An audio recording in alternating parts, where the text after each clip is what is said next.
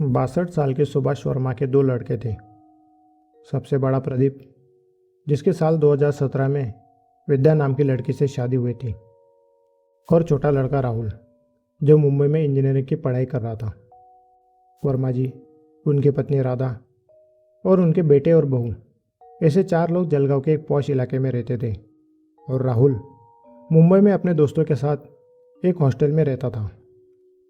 Rahul Verma family के अंदर का सबसे छोटा लड़का था, तो लाड़ प्यार में उसके लिए कोई कमी नहीं थी। बचपन से ही उसे जो चाहिए था, उसके पिता ने वो सब उसे दिया। हालांकि इतने लाड़ प्यार के बावजूद राहुल कोई बिगड़ा हुआ लड़का नहीं था। वो काफ़ी मिलनसार और खुले विचारों वाला लड़का था। उसका उसकी फैमिली के साथ, खासकर अपने पिता के साथ अच्छे संबंध थे।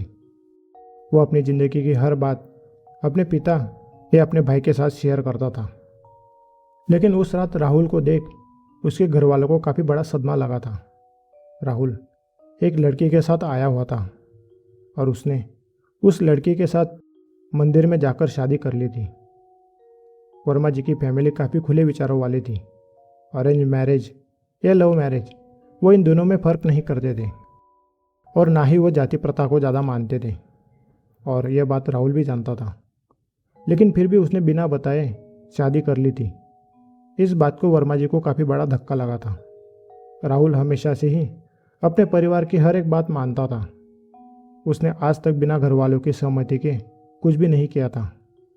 वह हर छोटी से छोटी बात भी अपने पिता या अपने भाई को बताता था, लेकिन इतनी बड़ी बात उसने अपने परिवार के किसी भी सदस्य को नहीं बताई। इस बात का सबको आश्चर्य हो रहा था। अगर राहुल अपने परिवार को इस बारे में पहले बताता तो उसका परिवार बड़े धूमधाम से उसकी शादी करवाता। लेकिन जो हो गया सो हो गया, ये कहते हुए राधा ने दोनों जोड़ों का स्वागत किया और उन दोनों को घर के अंदर लिया। राहुल ने उस लड़की का परिचय करवाया। उसका नाम नेत्राली था और वो एमपी के अंदर के बुरहानपुर ज़िले की रहने वाली थी। वो एक अनाथ थी। उसका इस दुनिया में कोई भी नहीं था। पिछले महीने जब राहुल और उसके दोस्त आशीरगढ़ घूमने गए थे, तब उसकी मुलाकात नेत्राली से हुई थी और दोनों ने एक दूसरे को वही पसंद कर लिया था। इसके अलावा राहुल ने कुछ भी नहीं बताया। उसने इतनी जल्दबाजी में शादी क्यों की, किसी को भी क्यों नहीं बताया, इस बारे में कुछ भी नहीं कहा, और घर के बाकी सदस्यों ने भी इस पर ज़्यादा जोर नहीं दिया। उसके घर वाले जानते थे कि राहुल अपने घर वालों से कोई बात नहीं छिपाता, इसलिए उन्होंने सोचा कि दोनों को थोड़ा समय दिया जाए और फिर बाद में वो सारे सवालों के जवाब ले लेंगे। नेत्राली दिखने में खूबसूरत थी। लंबा और गोरे रंग का उसका चेहरा था, जिस पर गहरे रंग की खूबसूरत आंखें थी। उसके नए नक्श काफ़ी ज़्यादा आकर्षित और उसका शरीर सुडौल था, तो इसमें कोई आश्चर्य नहीं था कि कोई भी उसे देखे और उसकी ओर आकर्षित हो जाए। जान पहचान होने के बाद प्रदीप फटाफट बाजार जाकर कुछ मिठाइयाँ लेकर आया। उसकी बीवी विद्या ने अपनी देवरानी का अच्छे से स्वागत किया और वर्मा जी और राधा ने अपनी छोटी बहू का औक्षण किया। इस घटना को 2-3 दिन बीत चुके थे। घर में माहौल काफ़ी अच्छा बना हुआ था। नेत्राली उस पूरे परिवार में इस तरह घुल मिल गई थी कि लग ही नहीं रहा था कि उस घर में आए हुए उसे 2 से 3 दिन ही बीते हैं। उसका स्वभाव राहुल के स्वभाव की तरह ही मिलनसार था। हालांकि राहुल का स्वभाव अब थोड़ा बदल चुका था। वो अपने परिवार से ज़्यादा घुल मिल नहीं रहा था। हर वक्त अपने दोस्तों से घिरा रहने वाला राहुल इन 3-4 दिनों में ना तो किसी दोस्त से मिलने गया था और ना ही उसने फ़ोन पर बात की थी। वो बस ज़्यादातर वक्त अपने कमरे में ही बिताता था। घर के बाकी सदस्यों को लगा कि उसने बिना बताए शादी की है, इसलिए अपनी इस हरकत के लिए वो थोड़ा शर्मिंदा है और इसीलिए वो सबके सामने आने से कतरा रहा है। लेकिन बात सिर्फ इतनी नहीं थी। राहुल की तबीयत भी काफ़ी उतर गई थी। उसका वजन पहले के मुकाबले काफ़ी कम लग रहा था और उसकी आंखें भी अंदर की ओर धसी जा रही थी। जब यह बात वर्मा जी ने राधा को बताई तो उसने कहा कि वो काफ़ी समय से अपने दोस्तों के साथ हॉस्टल में था, तो जाहिर सी बात थी कि वहाँ का खाना खाने की वजह से उसकी तबीयत उतर गई होगी। कुछ दिन और यहाँ रुकेगा तो फिर से अच्छा हो जाएगा। वर्मा जी को भी राधा की बात सही लगी इसलिए उन्होंने इस बात पर ज़्यादा ध्यान नहीं दिया। ऐसे ही तकरीबन महीना भर बीत गया और एक रात को वर्मा जी पानी पीने के लिए उठे। बाहर अच्छी खासी बारिश हो रही थी और बिजलियाँ भी कड़कड़ा रही थी। वो किचन में गए, उन्होंने पानी पिया और जैसे ही वो अपने कमरे की ओर जाने लगे उन्होंने कुछ अजीब सी आवाज़ सुनी। वो आवाज़ छत के ऊपर से आ रही थी। वर्मा जी अचानक से सतर्क हो गए। उन्होंने देखा कि दोनों बेडों के कमरों का दरवाज़ा बंद था, सारी लाइट से बंद थी और घड़ी में रात के 1:30 बज रहे थे। अब ये आवाज़ बिल्लियों की है या कोई चोर है यह मालूम नहीं था और बिना जांच किए घर वालों को जगाना भी उचित नहीं होगा। यह सोचते हुए वो दबे पाँव ऊपर जाने लगे। सीढ़ियों पर लगा लाइट चालू था और ऊपर पहुंचने पर उन्होंने देखा कि छत के दरवाजे को लगा हुआ ताला भी वहाँ नहीं था और दरवाज़ा भी आधा खुला हुआ था। वर्मा जी दबे पाँव दरवाजे के पास गए। बाहर बारिश ज़्यादा तेज़ नहीं थी, लेकिन इतनी तो थी कि आदमी को कुछ ही मिनटों में पूरा भिगो दे। बीच बीच में बिजलियाँ भी चमक रही थी और बाहर लगे स्ट्रीट लाइट की वजह से छत पर हल्का हल्का उजाला आ रहा था। रोशनी इतनी ज़्यादा नहीं थी कि सब कुछ साफ साफ दिखाई दे, लेकिन इतनी तो ज़रूर थी कि ज़मीन पर बैठे हुए राहुल को वो देख सके। राहुल दरवाजे की ओर पीठ करके उकड़ू बैठा हुआ था और नेत्राली पीछे से उसे गले लगाए हुए बैठी थी। दोनों की नई नई शादी हुई थी और रोमांस करने के लिए वो छत पर आए हुए हो गए। ये सोचते हुए वर्मा जी उन्हें देख शर्मिंदा हो गए और नीचे लौटने लगे। लेकिन तभी एक तेज बिजली की चमक में उन्होंने जो देखा वो देख वो एकदम से स्तब्ध हो गए। राहुल ने ऊपर के कपड़े पहने हुए नहीं थे।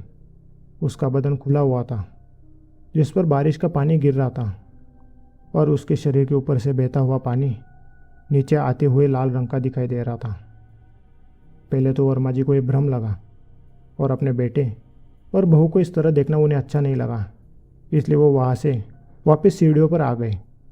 लेकिन सीढ़ियों पर लगे लाइट की रोशनी में उन्होंने देखा कि उनके गीले पैर का रंग लाल था और वो लाल रंग खून ही था।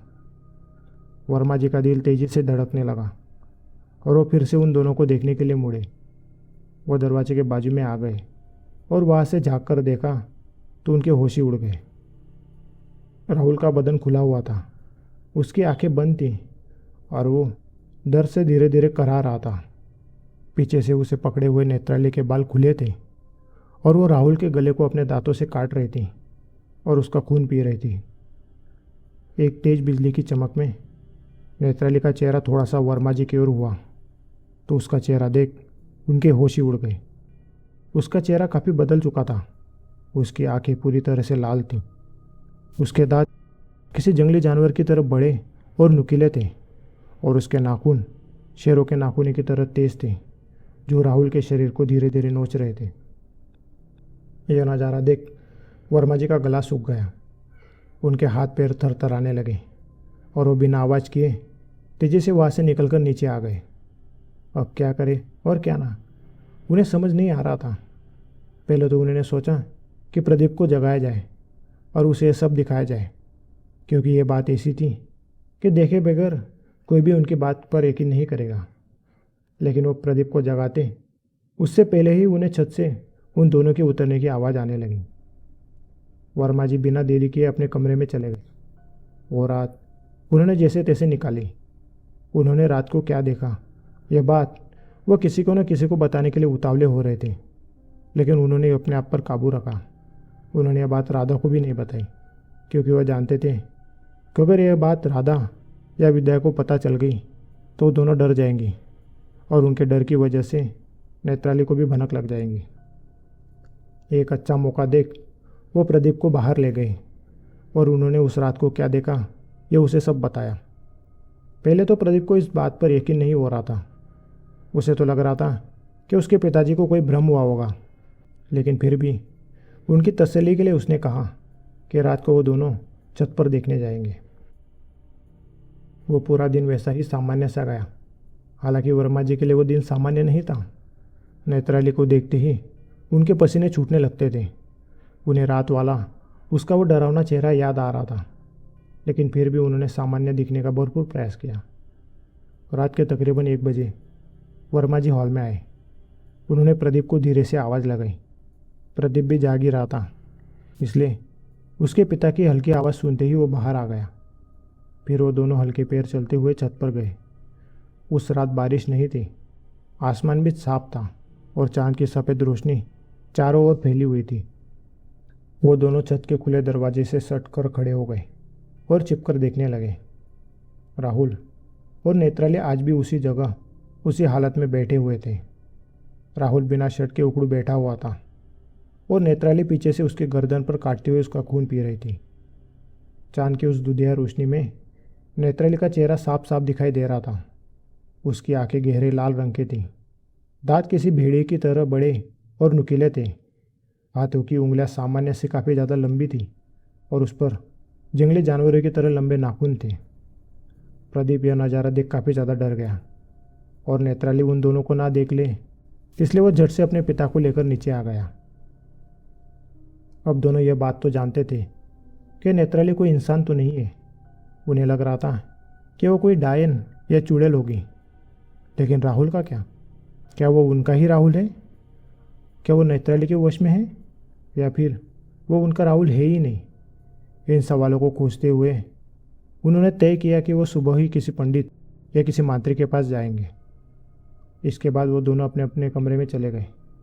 वो पूरी रात उन्होंने जाग कर काटी और सुबह ही वो दोनों किसी काम का बहाना करके घर से निकल गए। सबसे पहले तो उन्होंने राहुल के दोस्तों से बात की और उनसे पूछा कि नेत्राली कौन है और राहुल और नेत्राली एक दूसरे को कब से जानते हैं। तब उसके दोस्तों ने बताया कि नेत्राली के बारे में उन्हें ज़्यादा कुछ नहीं मालूम, बस एक बार वो सब मिलकर आश्चर्यगढ़ घूमने गए थे। उस दिन जंगल में घूमते वक्त राहुल उनसे बिछड़ गया था। काफ़ी ढूंढने के बाद भी वो उन्हें नहीं मिला और शाम को जब वो लौटा तब वो नेत्राली के साथ था। उसके बाद वो कुछ दिनों तक वही बुरहानपुर में नेत्राली के साथ रुका और तब से ही उसका बाकी दोस्तों से मिलना जुलना कम हो गया है। राहुल के दोस्तों से बात करने के बाद भी नेत्राली का कोई भी राज या रहस्य उन्हें मालूम नहीं हुआ। उसके बाद वो दोनों पहचान वाले एक पंडित के पास गए। जब उन्होंने वो सारी बातें बताई तब उस पंडित ने उन्हें एक बड़े मांत्रिक का पता दिया जिसका नाम था धर्मराज। धर्मराज का घर शहर से काफ़ी दूर खेतों के अंदर था। ईंटों से बने उस 2 कमरे वाले छोटे से मकान की दीवारों पर ना ही बाहर से प्लास्टर था और ना ही अंदर से। मकान के चारों ओर सब्जियों और फूलों के पौधे लगे हुए थे। वो किसी भी तरह से किसी मांत्रिक का घर नहीं लग रहा था। जब उन्होंने वहाँ किसी से धर्मराज के बारे में पूछा तो उन्होंने दूर खेतों में काम कर रहे एक नौजवान की ओर इशारा किया। वर्मा जी और प्रदीप दोनों ही उस आदमी के पास गए। वो एक 30-35 साल का नौजवान लड़का था जो खेतों के अंदर पौधों को खाद देने का काम कर रहा था। उसे देख वर्मा जी को लगा कि वो किसी गलत इंसान के पास आ गए हैं, क्योंकि वो किसी भी तरह से मांत्रिक नहीं लग रहा था। फिर भी उन्होंने उनकी सारी समस्याएं उसे बताई। सारी बात सुनने के बाद धर्मराज ने कहा, जिस तरह का वर्णन आप उस औरत का कर रहे हो वो कोई डायन या चुड़ैल नहीं बल्कि पिशाचिनी हो सकती है, क्योंकि डायन या चुड़ैल किसी इंसान का खून नहीं पीती। उसके बाद वो एक पेड़ के नीचे बैठ गया। उसने गोबर के एक उपले को जलाया, उस पर किसी तरह की पाउडर डाली जिससे वह धुआं हो गया और फिर वह कुछ देर तक आंखें बंद करके ध्यान करने लगा। कुछ 5-6 मिनट ध्यान करने के बाद उसने कहा, वो एक सचमुच में पिशाचिनी है और उस पिशाचिनी ने आपके लड़के राहुल को सम्मोहित कर लिया है। वो उसके वश में है। इसके ऊपर कोई उपाय? देखिए, पिशाचिनी के सम्मोहन से छूटना इतना आसान नहीं है और उतना ही मुश्किल है पिशाचिनी से छुटकारा पाना। पिशाचिनी असल में भूत प्रेतों की तरह इंसानों का रूप नहीं होती। पिशाच अपने आप में एक अलग प्रजाति है। उनकी अलग शक्तियाँ हैं और उनकी शक्तियाँ किसी पहुँचे हुए मांत्रिक या तांत्रिक से भी ज़्यादा होती है। धर्मराज की बातों को सुन वर्मा जी और प्रदीप और भी ज़्यादा डर गए और उन्हें डरा देख धर्मराज ने आगे कहा, मैं आपको डरा नहीं रहा हूँ, बस आने वाले संकट से अवगत करा रहा हूँ। ऐसा नहीं है कि पिशाचिनी से छुटकारा नहीं मिल सकता। बस ये काफ़ी मुश्किल काम है और इसके लिए आपको काफ़ी हिम्मत की ज़रूरत पड़ेगी। हम तैयार हैं, आप सिर्फ बताओ कि हमें करना क्या है। ठीक है, तो सबसे पहले आप अपने घर से बच्चे, बूढ़े और औरतों को कुछ दिनों के लिए कहीं भेज दीजिए। उसके बाद मैं आपको एक चीज़ दूंगा।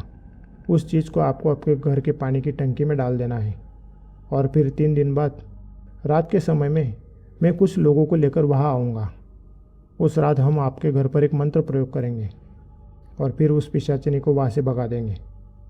बस एक बात का याद रखना, उस पिशाचिनी को इस बारे में भनक नहीं लगनी चाहिए, वरना वो आपके लड़के को कहीं और ले जाएगी और फिर हम उन्हें कभी नहीं ढूंढ पाएंगे। उसके बाद धर्मराज अपने घर के अंदर गया। वहाँ से एक छोटी सी थैली के अंदर रक्षा लेकर आया और कहा कि उस रक्षा को पानी की टंकी में डाल देना। जब दोनों ने पूछा कि यह क्या है, तो धर्मराज ने बताया कि वह अभिमंत्रित की हुई हवन की रक्षा है। जब वो पिशाचिनी उस अभिमंत्रित की हुई रक्षा का पानी पिएगी, उस पानी से नहाएगी, तो उसकी थोड़ी शक्ति कम हो जाएगी और फिर उसे काबू में करना आसान होगा। उसके बाद वो रक्षा लेकर दोनों घर आ गए। प्रदीप सबकी नज़रें चुराकर ऊपर छत पर गया और रक्षा को पानी में डाल दिया। उस वक्त विद्या कुछ 6 महीने की प्रेग्नेंट थी, तो वैसे भी उसे मायके भेजना ही था। वर्मा जी ने उसी का बहाना बनाते हुए जल्दबाजी में विद्या को उसके घर उसकी पत्नी राधा के साथ भेज दिया। अब ये उन्होंने इतनी सफाई से किया कि घर के किसी भी सदस्य को इस पर शक नहीं हुआ। शाम तक घर खाली हो चुका था। अब घर में वर्मा जी, प्रदीप, राहुल और नेत्राली ही थे। अगली सुबह सुबह ही नेत्राली ने वर्मा जी से पानी खराब आने की तकरार की। वर्मा जी और प्रदीप सब कुछ नॉर्मल है इस तरह का बर्ताव कर रहे थे, इसलिए उन्होंने पानी पीकर देखा और कहा कि किसी को बुलवाकर पानी की टंकी साफ करवा देते हैं। वर्मा जी को डर लग रहा था कि कहीं नेत्राली को पानी में डाली गई अभिमंत्रित रक्षा के बारे में पता ना चल जाए, क्योंकि आखिर वो एक पिशाचिनी थी। लेकिन ऐसा कुछ नहीं हुआ। उसे उनके बात से तसल्ली हो गई और वो फिर से अपने काम पर लग गई। शाम तक जब कोई टंकी साफ करने वाला नहीं आया, तो उसने फिर से प्रदीप को इस बात की याद दिलवाई और प्रदीप ने भी अगले दिन पर वो काम टाल दिया। ऐसे ही सामान्य बर्ताव करते हुए उन्होंने 2 दिन तो निकाल लिए, लेकिन तीसरा दिन काफ़ी तनाव में गुजरा। उसी रात पिशाचिनी को भगाने की साधना होने वाली थी और इसी वजह से उनका सुबह से दिल डर के मारे धड़क रहा था। जैसे तैसे वो दिन गुजर रहा था। नेत्राली का भी चेहरा थोड़ा उतरा हुआ लग रहा था और वो कमज़ोर भी दिखाई दे रही थी। उसी शाम धर्मराज का प्रदीप को फ़ोन आया और उसने उन्हें तैयार रहने के लिए कहा। रात के तकरीबन 9:30 बजे उनके घर कुछ 4 अनजान लोग आए। उन्होंने प्रदीप को बाहर बुलाया और कहा कि उन्हें धर्मराज ने भेजा है। उन लोगों के हाथ में एक बड़ा सा थैला था जिसके अंदर काफ़ी सारी वस्तुएं थी। प्रदीप ने धर्मराज से फ़ोन पर बात की तो उसने बताया कि उसके आते ही वो पिशाचिनी पहचान जाएगी और वो सतर्क हो जाएगी, इसलिए सबसे पहले राहुल को बेहोश करना होगा, नहीं तो वो उसे अपनी ढाल बनाकर अपने आप को बचा लेगी। धर्मराज की बात सुनने के बाद प्रदीप उन चारों को घर के अंदर ले गया। प्रदीप ने नेत्राली को सबके लिए चाय बनाने के लिए भेज दिया और उसे काम में व्यस्त कर दिया। उसके बाद प्रदीप और 2 लोग राहुल के कमरे में चले गए।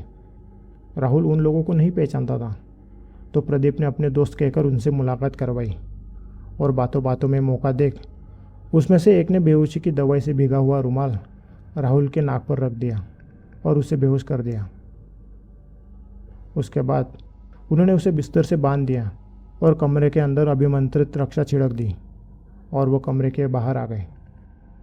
उन्होंने कमरे से बाहर निकलते ही कमरे को बाहर से ताला लगा लिया।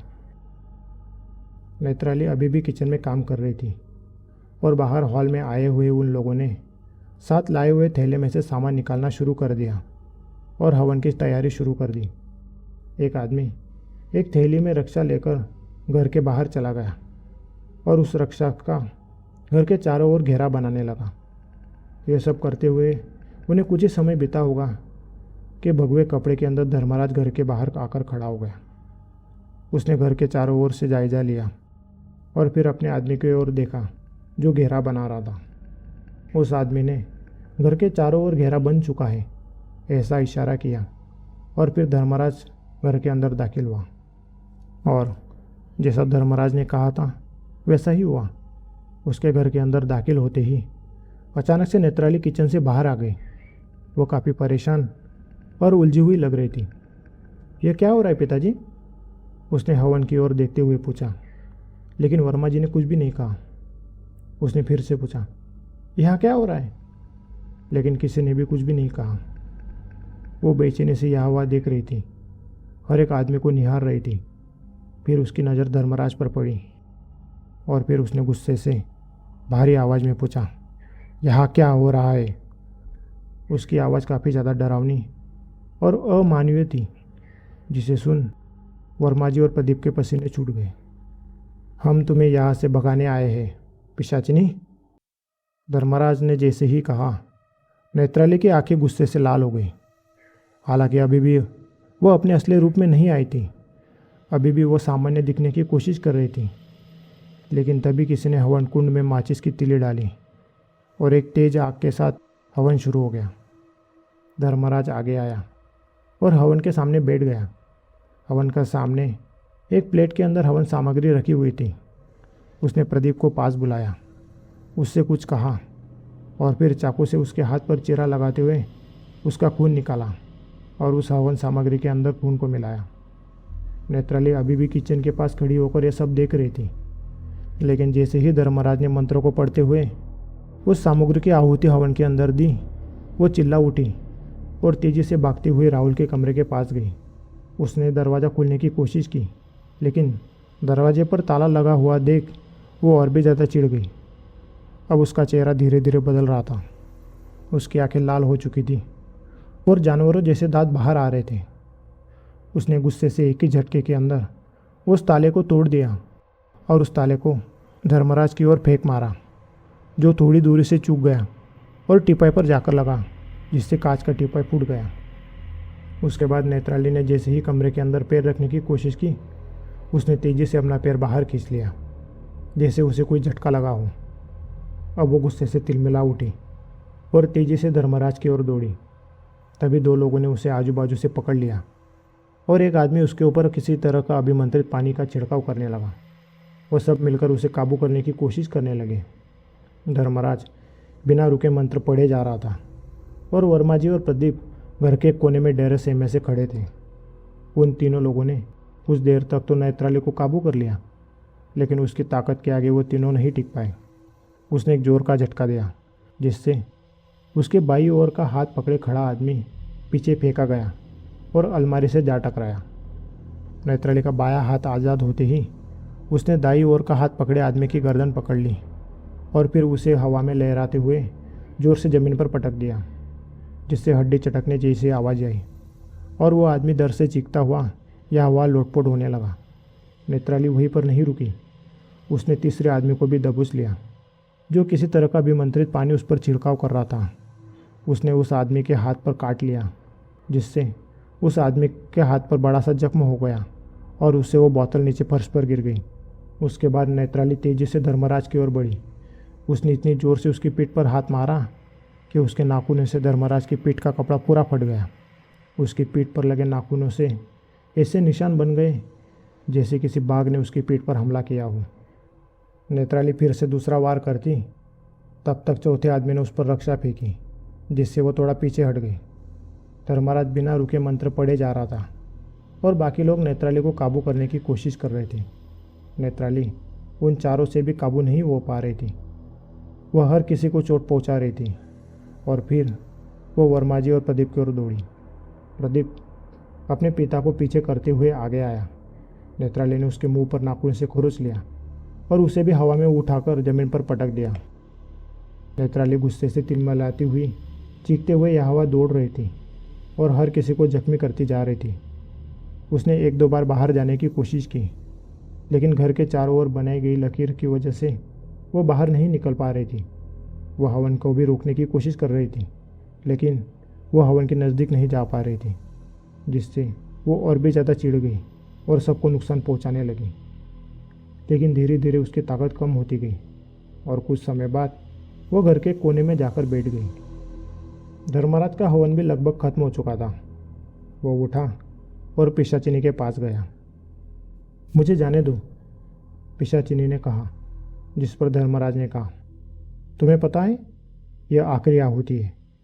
इस घर के मालिक ने अपने खून से इस हवन को सिद्ध किया है।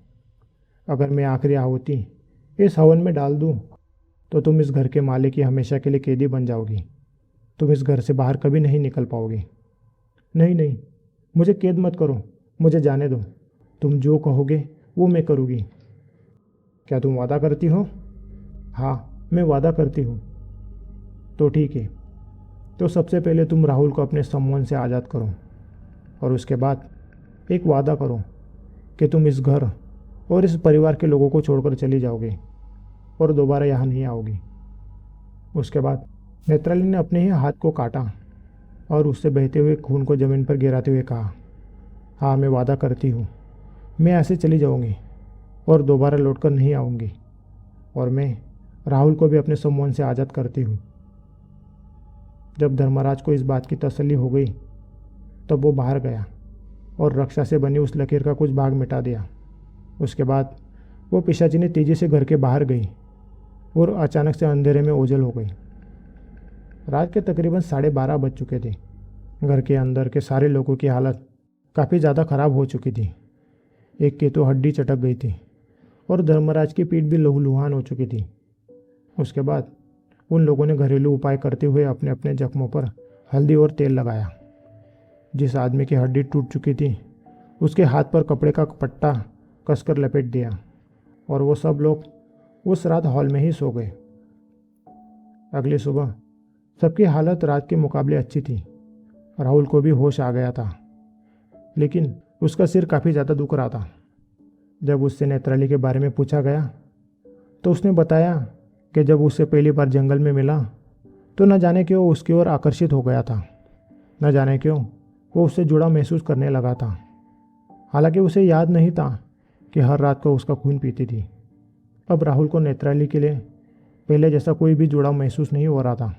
मतलब साफ था कि पिशाचिनी ने उसे सम्मोहन से आज़ाद कर दिया था। उसके बाद धर्मराज ने उसे एक धागा बांध कर दिया और उसे अकेले में किसी भी अनजान और सुनसान जगह जाने से मना कर दिया। कुछ समय बीतने के बाद राहुल की तबीयत में भी सुधार हो चुका था।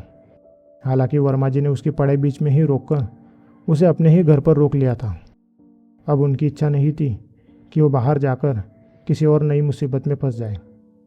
वैसे तो धर्मराज ने कह दिया था कि वो पिशाचिनी लौटकर वापस नहीं आएगी, क्योंकि उसने खून देकर वादा किया था। हालांकि उसे एक बात की चिंता सता रही थी और वो ये थी कि राहुल ने पिशाचिनी से शादी की थी और वो भी मंदिर में जाकर। अब इसके परिणाम तो हाल फिलहाल नहीं दिख रहे थे, लेकिन भविष्य में होने वाली मुसीबत के बारे में उसे डर लग रहा था।